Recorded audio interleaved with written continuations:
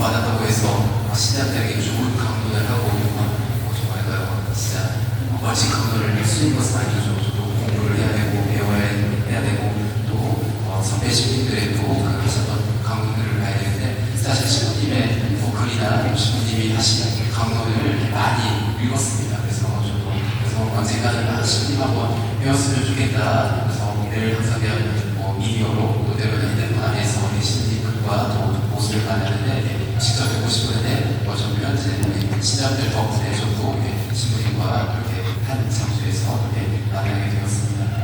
사람은 읽은 만큼 말하게 되는 것 같고 또 보는 만큼 행동하고 또 듣는 만큼 살 것 같습니다. 그래서 우리가 더 많은 것을 보려고 노력해야 되고 읽으려고 노력해야 되고 또 들으려고 노력해야 되겠죠. 그래야 우리가 좀 더 성숙한 신앙에 대한 삶으로 또 성숙된 우리 여정의 삶을 걸어갈 수 있는 것 같습니다. 우리 대립식이 또 지금 대립식을 살아가지만 이제 성탄 시기를 맞이하겠죠. 사실 어느 시기가 중요하겠습니까? 우리가 하나님과 함께 살아가는 지금 이 순간이 중요하다는 생각이 듭니다. 그래서 우리를 또 하나님의 그 사랑으로 초대해 주실 거고 또 하나님의 사랑을 또 충만히 느끼게 해주실 거고 또 하나님의 그 사랑의 여정을 또 안내해 주시고 인도해 주시기를 우리 강수 스태프 여러분이 지금 예전에 2010 몇년까지 모르겠는데 지금 이제 한국 우리 산리쇼 한국 광고자고 계시고 지금은 태안 내리 피성센터에서 이제 또 즐겁게 사업하시는 것으로 알고 있습니다. 그래서 신부님 귀한 거를 또 오동원 회장님까지 오셨는데 우리 신부님 뜨거운 환영의 박수로 인사드립니다.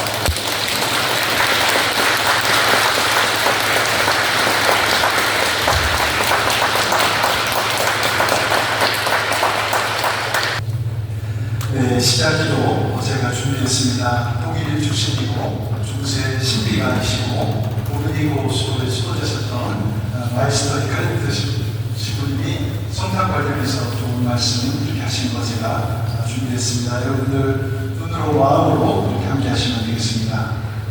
성부와 성자와 성령의 이름으로 아멘. 마리아에게서처럼 우리 각자 안에서도 아기 예수의 잉태와 탄생이 이루어져야 합니다. 우리가 지금 여기 이 시대를 살아가면서 예수를 하지 못한다면 그때 마리아가 거기에서 예수를 낳았다는 사실이 무슨 의미가 있겠습니까? 우리는 모두 하느님의 어머니가 되어야 합니다. 왜냐하면 하느님은 늘 새롭게 태어나셔야만 하기 때문입니다. 영광이 성부와 성자와 성령께 성부와 성자와 성령의 이름으로 아멘. 참 예수님. 네, 반갑습니다. 이렇게 소중한 자리에 초대해 주신 우리 존경하는 주임 신부님 또 교우들 계신 감사드립니다. 하나님도 나오면서 제가 깜짝 놀랐습니다. 먼저 딱 분위기가 너무 제 마음에 이렇게 딱 들더라고요. 큰 넓은 부지에 또 이렇게 정성껏 잘 장식도 하시고 그래서 또 놀랐습니다. 제 입방에서 먼저 와서 미사전에 기다리고 있는데 주임 신부님이 들어오셔가지고 우리 목사 어린이들, 귀여운 목사 어린이들하고 너무나 친밀하게 스스럼 없이 이야기하시는 따뜻한 모습에서도 놀라고 또 한 가지도 놀랐습니다. 미사 때 이 미사 분위기 전례면 전례, 성가면 성가 너무나 정성스럽고 잘 준비된 그런 모습에 제가 큰 감동을 받았습니다. 진짜입니다. 다른 본당에서는 찾아보기 힘든 그런 부분입니다. 정말 깜짝 놀랄 정도입니다. 그래서 계속 이런 방향으로 계속 가셔야 됩니다. 요즘 다들 얼마나 고생들이 많으십니까? 그래서 성탄을 소개합니다. 한 금술 좋은 부부가 있었습니다. 근데 어느 날 아내가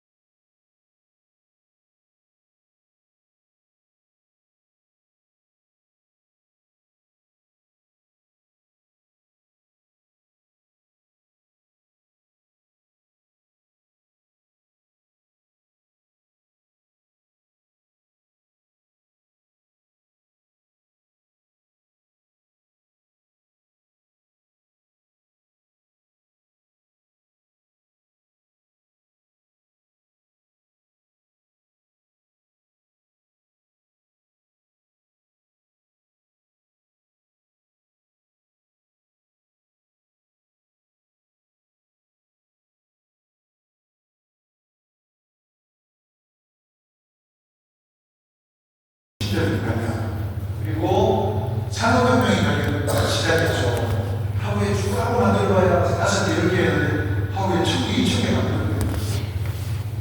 또 1차, 2차 세계대전 완전히 그냥 다 폭격하고 파괴가 됐는데 그 파괴 이후에 하나님이 자비를 베푸셔서 더 성장하게 계기가 됐습니다. 그리고 또 한 가지가 꿈에도 생각 못했던 생성에 우리 인간이 참여하게 된 거. 그리고 최근에 있죠. 아이폰이나 스마트폰이 출시된 거. 제가 가만히 생각해보니 제가 막 사대가 되고 아플 때 원장님이 연락이 잘 안 되니까 당시에 삼성 애니폰 기억하세요? 삼성 애니폰 조그만 거 그거를 하나 사주시더라고요. 100만원짜리. 그래서 삐삐 받으면은 딱 보고는 애니폰으로 전화를 하면 같이 대화를 하는 분이 얼마나 조명수를 쳐다봤어요. 그거 얼마나 근데 지금은 초등학생, 유치원생들도 스마트폰 없으면 큰일 납니다.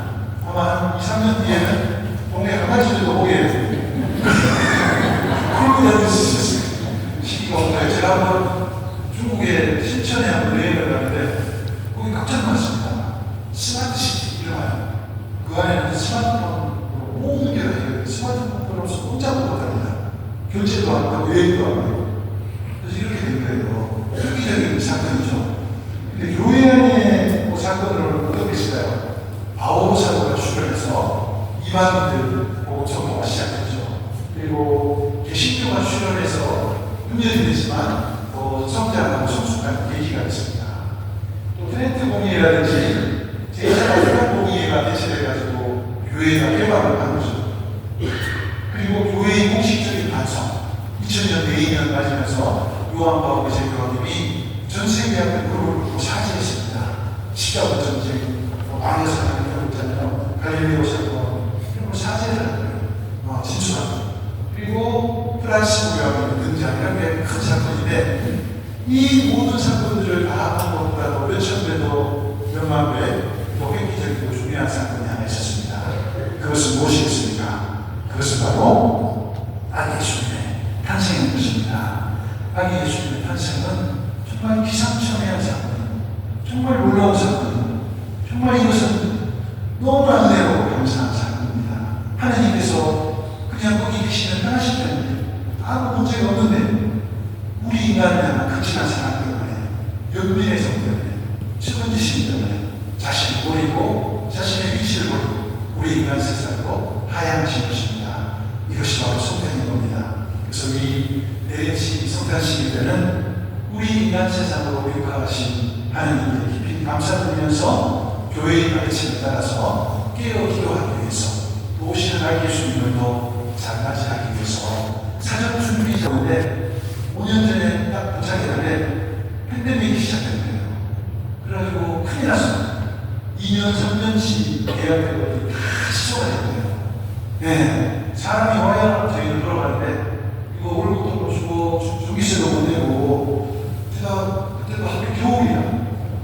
주식 양말이 안 보이고 겨울이야. 개인식 양말이 안 보이고 생명체가 아니고 생명체.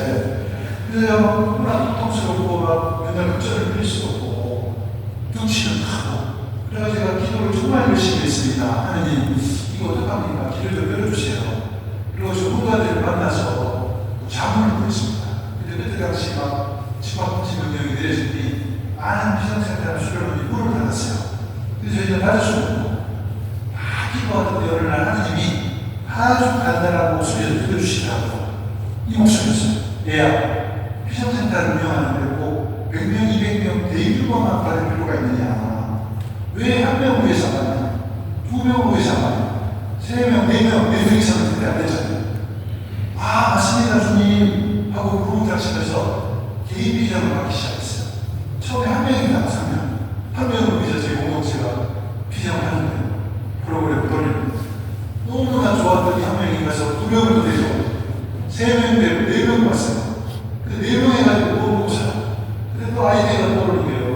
공간이 크니 여기 4명, 여기 4명, 여기 4명. 그래서 팬데믹이 참 많았습니다. 모자를 갔어요. 네. 그리고 한 번은 비전센터 홍가시부님이 선배시부님이 이런 말을 해주더라고요. 비정집이 성공하려면 3가지만 신경 쓰면 된다. 그게 맛있는 음식. 그 다음에 방에 들어갔는데 막 지저분하면 안 되잖아요. 그래서 깨끗한 친구. 그 다음에 반복적인 역습관. 맞는다. 그래서 제가 열심히 이 노력을 했더니 막 얼마나 많은 사람이었는지. 근데 저는 한 가지가 부족하다 생각이 드는 거예요. 한 가지가 드시는데 그걸 찾았습니다. 그게 뭐였냐면 이거였습니다. 편안하고 따뜻한 분위기 속에 오래 성사를 볼 수 있는 환경을 조성하는 거. 네. 그래서 이 비전센터에 신부님들이 의외로 왔습니다. 여성들이 있어요. 그래가지고 제가 신부님들에게 부탁을 드렸어요. 피정원분들이 못다니겠으면 시간상 기회를 편하게 오래 성사를 못 보니까 우리가 좀 신경 쓰자. 그리고 피정객들에게도 공지를 했습니다. 여러분들 피정 오셨으니 다 통화하고 가시면 길게 해주셔도 좋다고. 네. 그래서 뭔가 마음에 찜찜한 것들을 다 틀어놓고 속 시원하게 해서 하시라고. 근데 그 말씀을 드리는 순간 벌써 모두들이 얼굴이 환해지는 거예요. 지난달에 어떤 우리나라에서 50명의 교우들이 오셨는데 제가 너무나 은혜로웠습니다. 1박 2일 오면서 한 명도 안 빠지고 길게 오래 성사를 보시는 거예요. 그리고 파견 비싸 갔는데 얼굴이 환한 거예요. 그래서 제가 그때 이런 다짐을 했어요. 맞아, 우리 비전센터가 교회를 위해서 양들을 위해서 할 수 있는 가장 큰 몫이 바로 이런 오래 성사구나. 네, 그렇게 너무나 감동을 받았습니다. 개인적으로. 근데 제가 그 길게 하니까 너무도 지나친 분들이 있더라고요. 길어도 너무 긴 거예요. 좀 요약해가지고 한 10분이나 15분 해도 되는데 일부러 막 길게 1시간씩, 1시간 반씩 너무 고통스러워요. 그래서 할아버지는 들어오셨는데 일사분대 때 시작해서 부산 도착하는데 1시간 걸리는 시간으로 제가 좀 압축하시라고. 그리고 한 번은 어떤 연세직 자매님이 들어오셨는데 이분 고백 성사에 특징이 있습니다. 당신 죄는 하나도 고백 안 해요. 100% 그 양반 왜요? 아무런 죄도 없는 것이 영감님죄들만 계속 고백하는 거예요. 30분 동안 영감님죄를 다 고백하고는 얼굴이 환해지죠. 속이 시원하다 그러면서 그래서 목기는 있었어요. 앞으로 나가시면서 하시는 말씀이 신부님 바로 뒤에 그 양반이 내 양반이에요. 신부님이 교육을 좀 잘 시켜달라고 그래서 내가 좀 맞췄어요. 자매님 앞으로 고백 선사 보실 때는 세 가지를 좀 유념하면 좋겠습니다. 외우시겠습니다. 그래서 뭘 해야 되는지 제가 이렇게 이야기했습니다. 내 죄만 고백하십시오. 그리고 두 번째, 그분의 죄를 누구이 고백하도록 나더라고. 근데 자매님이 또 부락하더라고. 신부님 그분은 그 양반은 자기 죄를 모른다니까. 근데 내가 뭐라고 했냐면 그분의 부정감은 순진 자기의 손길을 말이라고. 그리고 또 몇 가지 더 제가 또 붙여드렸습니다. 여러분 꼭 기억하시면 좋습니다. 고백사제 뒤에는 자기야 신부님도 함께 앉아 계시는 기억하는 거예요. 사제가 사제계만 할 때 예수 그리스도께서도 함께 사제가 해주시다는 거 잊지 마시기 바랍니다. 그리고 또 한 가지 중요한 게 있습니다. 그것은 주님께서는 내 죄를 적당히가 아니라 온전히 사해 주시는 이렇게 하신다는 거. 어떤 분들 보면 좀 약간 좀 우려스러워도 여러분들이 오래전서 보셨으면 주님이 사제를 통해서 100% 사해 주셨거든요. 근데 그 다음에 오셔서 똑같은 죄를 고백하셔. 제 단골 할머니 한 분은 똑같은 죄를 몇 년째 고백하셨는데 제가 다 외워. 요즘 되면 또 이 스토리가 나오겠구나. 이해가 돼. 얼마나 그 사건으로 해서 상처를 받았으면 계속 이야기하는 거예요. 근데 그것은 한 번 이야기하셨으면 그걸로 끝내셔야 다음에 고백 안 하시는 게 좋습니다. 외워 맡기시는 게 필요해요. 주님께서는 우리를 향해서 어떤 생각을 하실까요? 우리가 좋은 선물을 드리는 것도 기쁘게 받으십니다. 그러나 우리의 죄라든지 수치스러움이라든지 흑역사라든지 혹독하시는데 이런 부정적인 것들도 기쁘게 받으신다는 겁니다. 그것이 바로 고백 성사를 통해서 이루어진다는 겁니다. 그리고 또 한 가지 기억하실 때 고백 사제들은 들은 말을 신속히 망각한다는 것을 믿으십시오. 많은 분들이 진짜들이 이런 걱정을 해요. 내가 들어가서 고백을 하면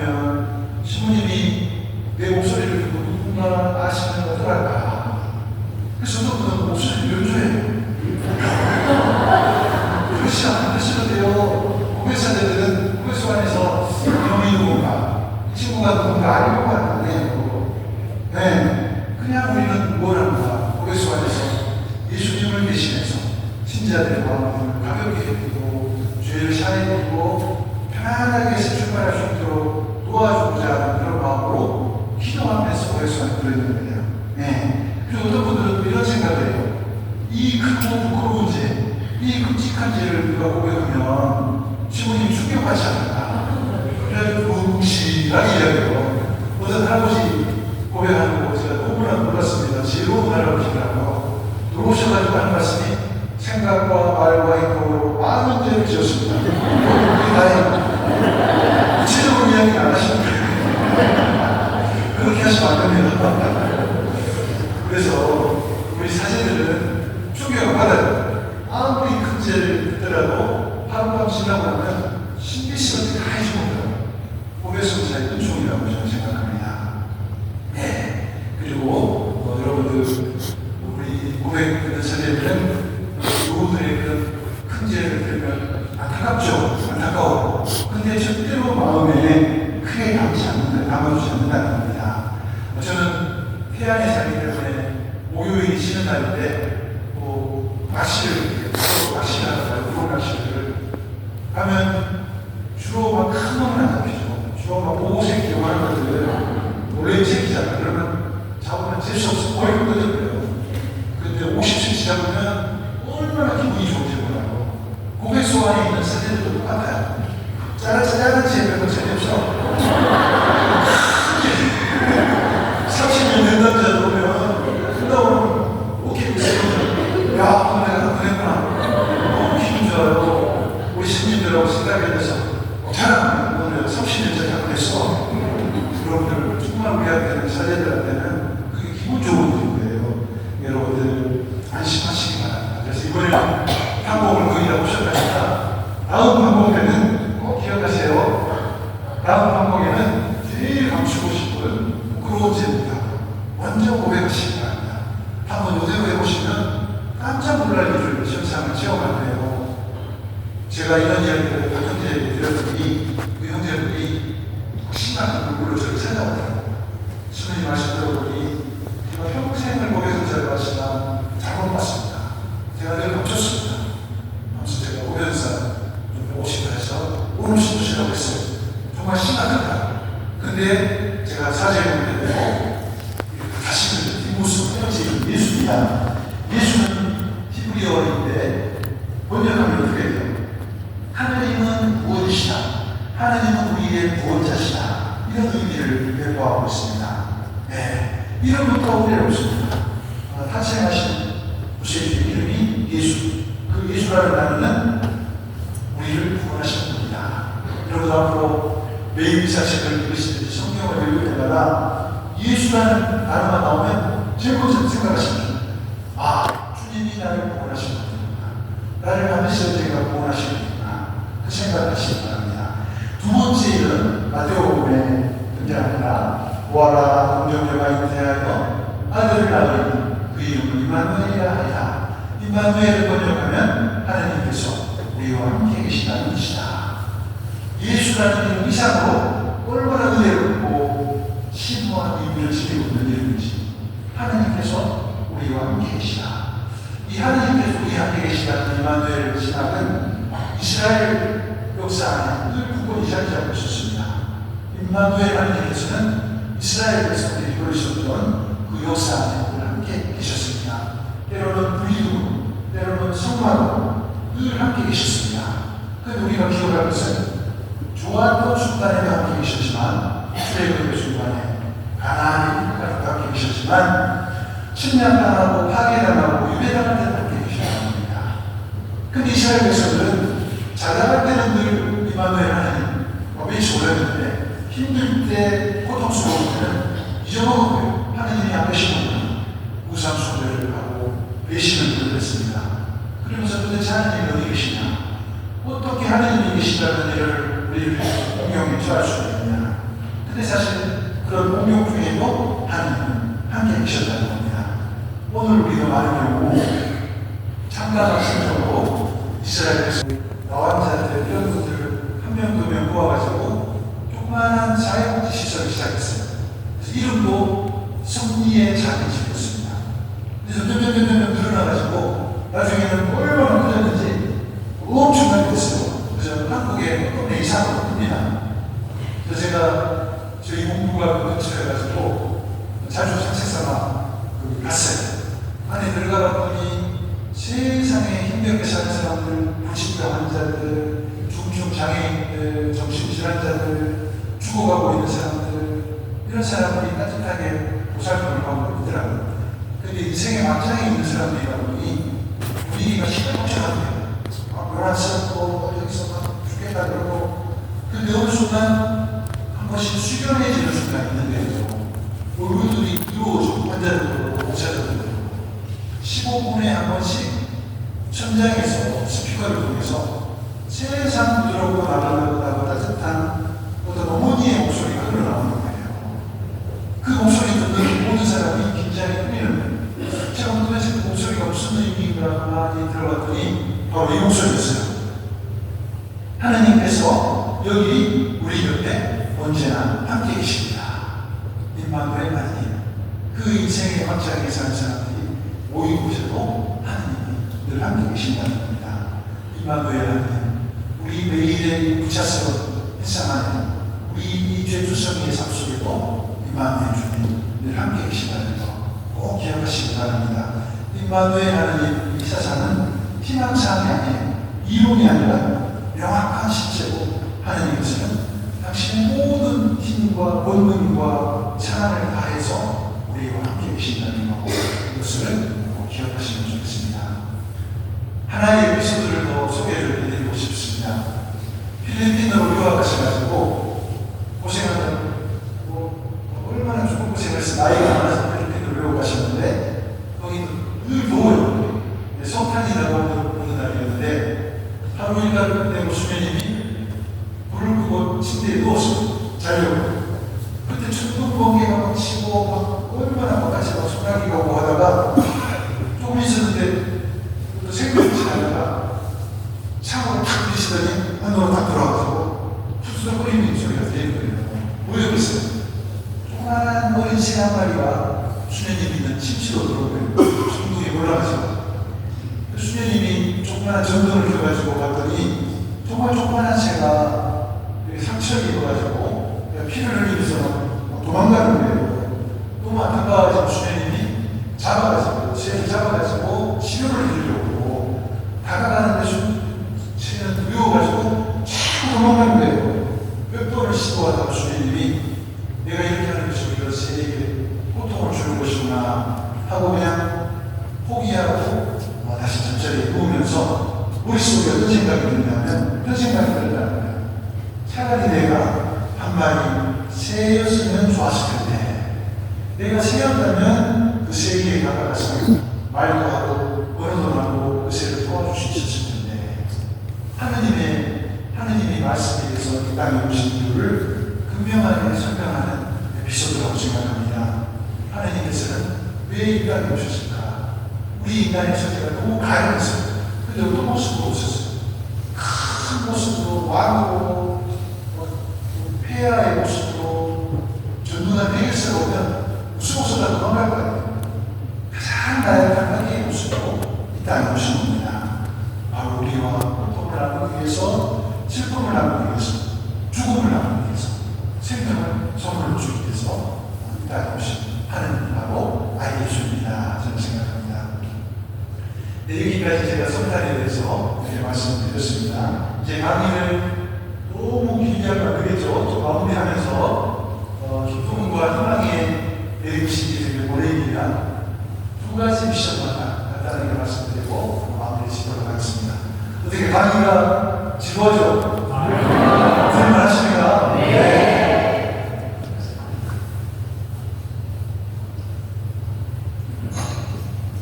네. 첫 번째 미션입니다. 딱 기억하시면 좋겠습니다. 나자렛의 마리아를 바라봅시다. 지난 여름에 7, 8월에 저희 태안의 비전센터에 전국에서 많은 청소년들이 왔어요. 그래가지고 저희 형제들이 나이가 많아 영감되는데도 불구하고 밥도 해주고 프로그램 운영하고 죽을 고생을 한 거예요. 그래가지고 이제 고생만 시키면 안 되잖아요. 그래서 지도자들은 어떻게 해요? 당근과 재직을 같이 써야 되잖아요. 죽을 고생했으니 공동체 소통을 좀 길게 어디로 갔냐면 울릉도로 갔습니다. 울릉도 갔더니 너무나 좋아가지고 저희 형제들이 총 8명인데 딱 반이로 나눠줘. 도착하면 젊은 팀 5명은 도착하자마자 선글라스 트레킹을 막 하고 막 뷰가 좋은데 앉아가지고 막 차도 마시고 담소도 나누고 막 그러더라고요. 볼링도 치고. 근데 저희 이제 나머지 영감팀 이 영감팀은 맨날 뭐 축구장창 낚시를 하더라고요. 낚시. 울릉도도 제주도도 마찬가지고 울릉도는 다 그냥 1분만 나가면 막 낚시대요. 그래가지고 저는 이제 낚시를 좋아는 하는데 전문 낚시는 아니에요. 낚싯대도 그냥 10,000원짜리 그냥 10,000원짜리 낚싯대고 구멍치기 주로 하는데 그래서 제가 그래도 감각이 있습니다. 어디 나가면 어디에 고기가 있겠다 그걸 아는 거예요. 근데 제가 제 경험상 깊어야 돼요. 깊어야 고기가 있어요. 은신한 은신처가 있어요. 그래서 딱 어디를 갔는데 아니라 다를까 그 옆에서 막 방파제에서 100만원, 200만원짜리 장타를 치고 하는데 한 마리도 못 잡고 있더라고. 그래서 저는 거기 할미가 기회가 있더라고요. 좀 국가를 나갔더니 거기서 구멍치기 하는데 고기가 못 잡혀서 사진을 찍어놨습니다. 고기가 막 고기가 큰 건 아닌데 그래도 막 잊어도 돼요. 그리고는 이 오동색 고기가 좀 특별하더라고요. 저녁에 힘도 엄청 세고 현대들에게 회를 보여줬는데 나중에 막 그냥 뿅 가는 거예요. 그래서 저거 빨리 잡아오라고. 그래서 그 다음날 또 왔어요. 또 왔더니 또 잡히는 거예요. 이번에 돌돔도 잡히고 근데 그 고동색 고기가 계속 잡혀. 그래서 제가 그 잡은 고기를 통에다 이렇게 담아놨거든요.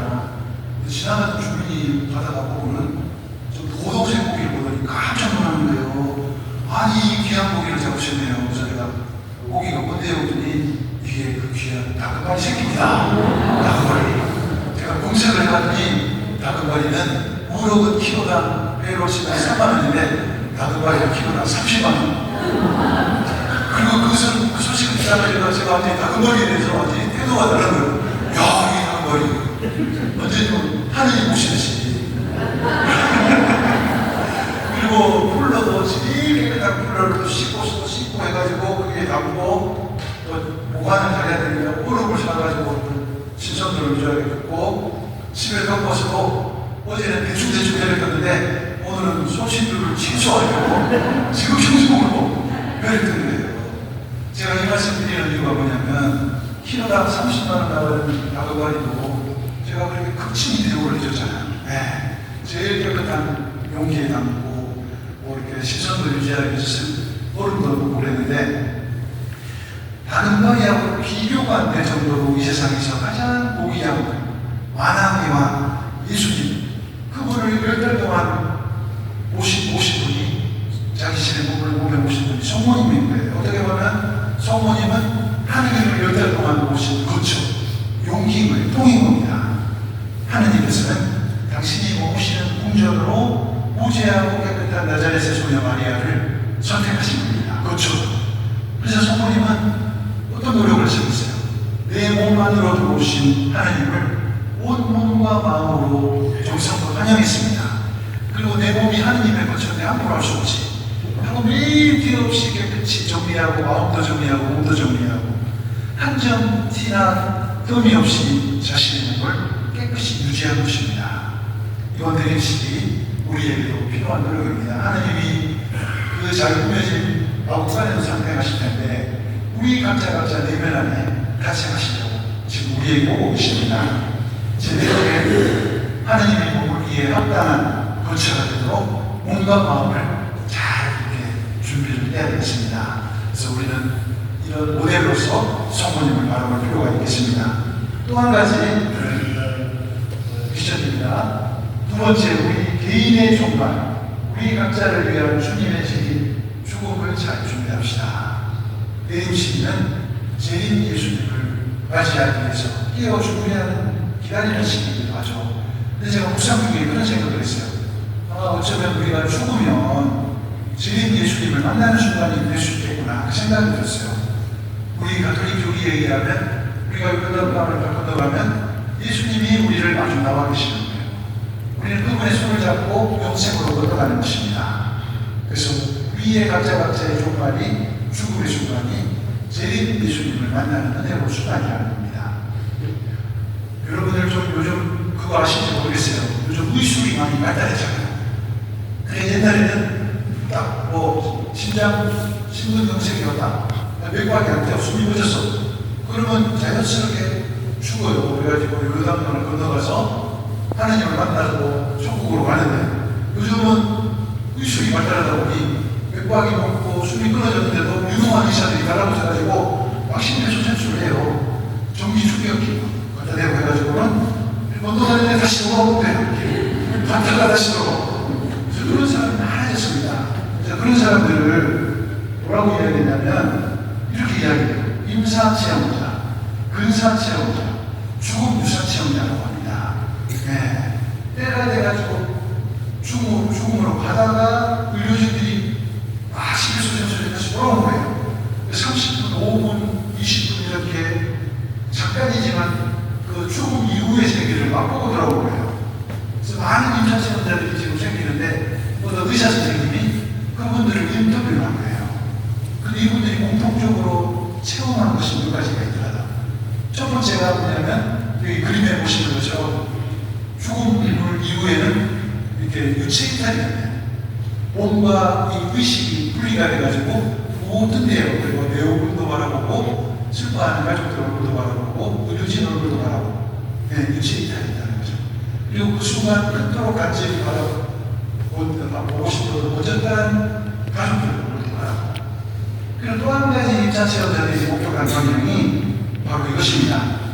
세상 강렬한 빛의 통로.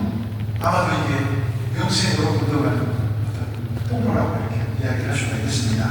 그리고 또 한 가지가 있어요. 마지막으로 이것이 뭐냐면